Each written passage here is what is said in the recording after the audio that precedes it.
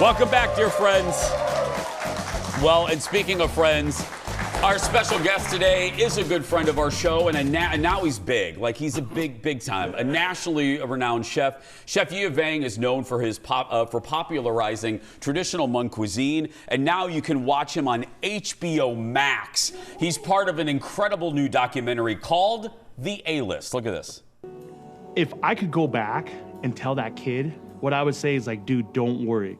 In like 20 years, they're gonna try to Asian-splain everything back to you about how great fish sauce is, and they discovered oyster sauce, or even like, oh yeah, like I have sriracha in my house, you know? My white friends, my Mika friends, who now will say, oh yeah, like I ate this thing and it had like, shrimp paste in it, and it was like really good. And you're just like, yeah, bro, we call that a Tuesday at our house. The documentary highlights 15 influential AAPI voices. Audience, give it up for my buddy, the great Chef Yia Vang. Thanks, Hammer.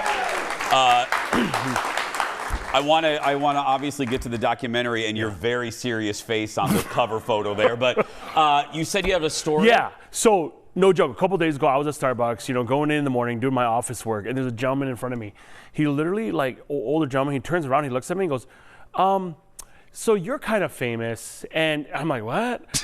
I'm like, I just want my cold brew, bro. And he looks at me and he goes, do you know how I can get a hold of Jason? And I'm like, and right away I'm like, I love you, but like I have a few Jasons in my life. Yeah, I get it. Yeah, I'm like, Jason? He goes, the one with the show. And I'm like, okay. And then he literally goes, and then he just pulls out, like, again, no permission. He just pulls out his phone, and I hopefully he's watching this. He goes, so I know that Jason knows Howard Stern or something like this. So I'm like, okay. And he's like, I have this artwork, and I think Howard would be very interested.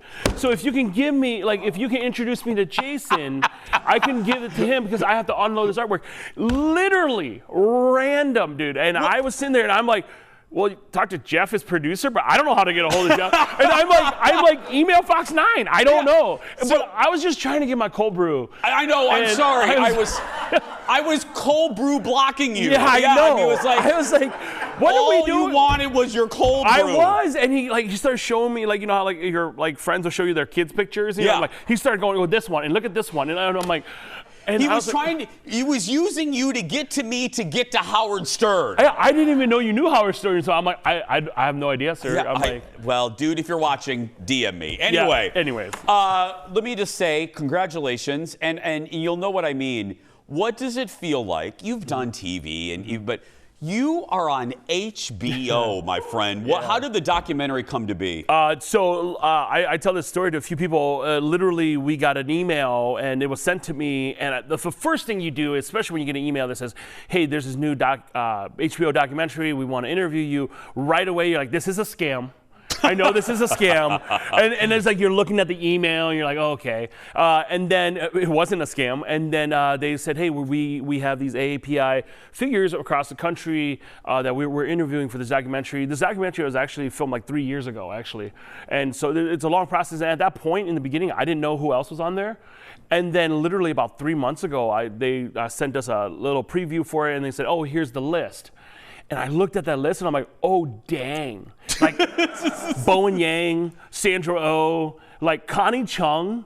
I was like, ooh. I was like, oh, okay, calm down. I mean, yeah. I was like, ugh. And then there's this kid from Wisconsin that grills chicken, like, and then it was like, I was just like, oh man. I'm like, you guys could redo this one if you want, but it's such a great honor. But what I was gonna say, we have like a little, we're gonna move over there, but my last question in this segment, what does it feel like to represent your culture like that? Yeah, I mean, it was the first thing. We got a little preview of it, and I sent it to my little brother, and he was kind of like, "Hey, man, like it was so cool to see you represent our people and then our family." And I think that was one of the things. I mean, it was a really, really incredible process, and man, the producers, the directors, they're all so great, and this whole process was amazing.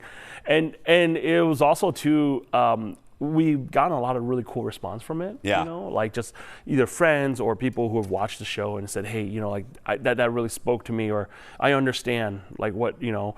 But I felt very honored because it was like Sandra Oh, and then I went right after her. And I'm like, oh yeah, I guess. Yeah, okay. Good placement. Yeah. We're going to continue the conversation when we come back. Back in a moment, everybody. You are right after Sandra. Our buddy Chef Yia Vang is our guest. The documentary available right now on HBO Max. Let me before I see this delicacy, let me tick through some things here. First, congratulations, Yia is engaged. Everybody, that's right. Yes, right there. She's Amanda's her name. She's amazing. She was actually on the cast of Love Is Blind. But here's the thing though. We poke fun of it sometimes. And like one time I took the whole season and I clipped all her pieces. I think it's like 12 seconds. I literally made a TikTok video of it where it's like, oh wow. But she at the restaurant they have a little NA drink named after her called LIB, Love Is Blind. So we're on season 3 of it now. So you come by, you can always get the Love Is Blind drink too. Yeah. That is fan. And then also, and you're involved in this. This is one of the reasons. Audience, I talked about Pedro Pascal saying that Minneapolis is the best city in the country. National Geographic just listed Minneapolis as one of the best food places in the world, and mention Yia in that article. What does that feel like? It's pretty cool. Like I think that sometimes, like being from Minnesota, even from Minneapolis, we always feel like this is flyover state, you know. And I think that one of the things I tell people is like, you know, a lot of people always talk about, you know, growing up in the Midwest. I grew up in the Midwest. It's always like, oh, I'm ready to go see the world. I'm ready to go see the world. What we don't realize here, especially in Minneapolis, is the world has come to us. Yes. The world is in our backyard. And there's all these incredible people here that makes up this tapestry of what Minneapolis is. And I think that that's what Nat Geo was saying, you know. And Pedro Pascal. Yeah, that's Pedro right. Pascal, Yeah. Oh, so when you come to the Jason Show, stay for the fun. Okay, what are we making, buddy? So it's spring, and here in spring is we have this a dish called the Fun noodle. So it's one vermicelli rice noodle base on the bottom, but it's called Fun because first of all it's fun, and secondly it's about the mushrooms. So the fun guy, you know, mushroom. Get it? Get it? And then what's really cool is we always have some kind of vegetable that goes with it. So right now in Northeast Northeast Farmers Market, they have some of the Hmong farmers there have some really beautiful asparagus. So we do some quick grill on the asparagus and some carrots, and then you just throw that right on top. And this is one of those where it's like you can just load in and don't feel real, you know, bad about it. Yeah. And then I love spicy peanuts. Peanuts makes this thing amazing. We got some mint right here. Okay, and then this is the fun part. So if you do this table side, you can upcharge like an extra $20. So. Kidding. Hey, dude, we got to make the margins work, man. God damn it, Yia. Yeah. Gas is expensive. Yeah, I know. You think wood pays for itself? You said that out loud, Yia. Oh, shoot. Thinking, not saying. Okay, anyways.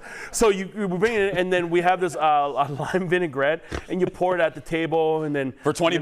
Yeah. Yeah, that's right, yeah. Or we could also put it on before you get there. Yeah. But anyways, and then, you know, we just tell people, you know, just toss it. And we tell people the more, like the better... What do you charge if you're going to toss it for me? Well, that's an extra fee too. You know? Kidding. Restaurants are, you know, we're hustling. We got our angle. You are. And so yeah, and you want to mix it really well. And this is such a great dish because what I tell people is, order the grilled chicken and throw it right on top. Yeah. You know? So what do you, before we go, because I do want you to touch, not just here in Minneapolis, but all over the country. What do you want to say?